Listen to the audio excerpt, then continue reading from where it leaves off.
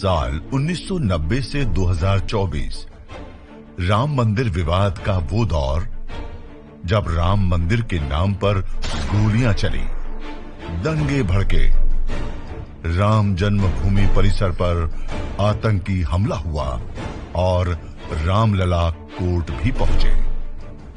80 के दशक में दो ऐसी घटनाएं भी हुई जिनसे राम मंदिर विवाद का रुख ही बदल गया। 1 जुलाई 1989 को उत्तर प्रदेश हाईकोर्ट के पूर्व जज देवकीनंदन अग्रवाल ने खुद को राम मित्र और रामलला विराजमान को न्यायिक व्यक्ति बताते हुए विवादित जमीन पर रामलला का दावा पेश किया।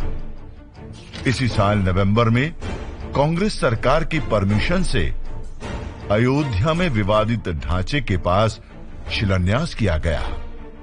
मुस्लिम पक्ष ने इसका विरोध किया तो भाजपा को मुद्दा मिल गया। भाजपा नेता लाल कृष्ण आडवाणी ने राम मंदिर के लिए 25 सितंबर 1990 को सोमनाथ से रथ यात्रा शुरू की। 20 अक्टूबर को इसे अयोध्या पहुंचना था, मगर बिहार में रथ यात्रा को रोक आडवाणी को गिरफ्तार कर लिया गया। इससे अयोध्या में जमा कार सेवक उत्तेजित हो गए। 30 अक्टूबर को कुछ जत्थों ने विवादित ढांचे में घुसने की कोशिश की। तत्कालीन मुख्यमंत्री मुलायम सिंह यादव की सरकार के आदेश पर पुलिस ने भीड़ पर गोलियां चलाई। 16 कार सेवक मारे गए। 1991 में यूपी की सत्ता में भाजपा आई। उधर मंडल कमीशन की रिपोर्ट लागू होने से देश में अगड़ा बनाम पिछड़ा राजनीति तेज हो रखी थी। कल्याण सिंह सरकार ने विवादित 2.77 एकड़ जमीन को कब्जे में ले लिया और 42 एकड़ जमीन विश्व हिंदू परिषद को लीज पर दे दी। फिर 6 दिसंबर 1992 को वो घटना हुई जिसने अयोध्या की सूरत ही बदल दी।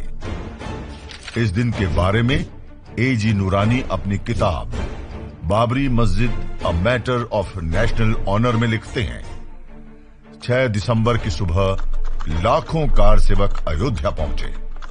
नारे लग रहे थे, मिट्टी नहीं खिसकाएंगे, ढांचा तोड़ कर जाएंगे। कार सेवकों की भीड़ ने 6 घंटे के अंदर ही मस्जिद का ढांचा गिरा दिया। इस घटना से देश भर में दंगे भड़क गए। यूपी में कल्याण सिंह की सरकार बर्खास्त कर दी गई। आडवाणी, कल्याण सिंह समेत कई भाजपा नेताओं पर केस दर्ज हुए। ढांचा टूटने के बाद रामलला को एक टेंट में रखा गया था। अगले 27 साल वो टेंट में ही विराजे। ढांचा गिराने की सीबीआई ने जांच शुरू की।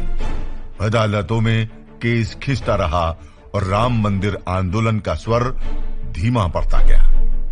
मंदिर आंदोलन की चिंगारी को फिर 10 साल बाद हवा मिली। साल था 2002। गुजरात के गोधरा कांड ने देश में राम मंदिर की चर्चा तेज कर दी। इसी साल इलाहाबाद कोर्ट ने राम जन्म स्थान स्वामित्व विवाद में सुनवाई शुरू की। 2003 में कोर्ट ने एएसआई को सर्वेक्षण का आदेश दिया। एएसआई की रिपोर्ट के मुताबिक खुदाई में 10वीं शताब्दी के ऐसे पत्थर मिले जो हिंदू मंदिर के हो सकते हैं। 2010 में इलाहाबाद हाईकोर्ट ने विवादित जमीन को निर्मोही अखाड़े, सुन्नी वक्फ बोर्ड और रामलला विराजमान में बांटने का फैसला सुनाया। लेकिन 6 महीने बाद ही सुप्रीम कोर्ट ने इस फैसले पर रोक लगा दी और राम मंदिर से जुड़े मामलों में खुद सुनवाई करने का फैसला किया। 2014 लोकसभा चुनाव में भाजपा बहुमत के साथ सत्ता में आई। सुप्रीम कोर्ट की कार्यवाही भी तेज हो गई और 2019 में सुप्रीम कोर्ट की 5 जजों की बेंच ने अयोध्या राम जन्मभूमि मामले में अपना फैसला सुनाया।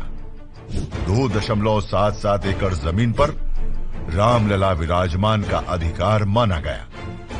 कोर्ट ने केंद्र सरकार को 3 महीनों में एक ट्रस्ट बनाकर जमीन उसे सौंपने का आदेश दिया।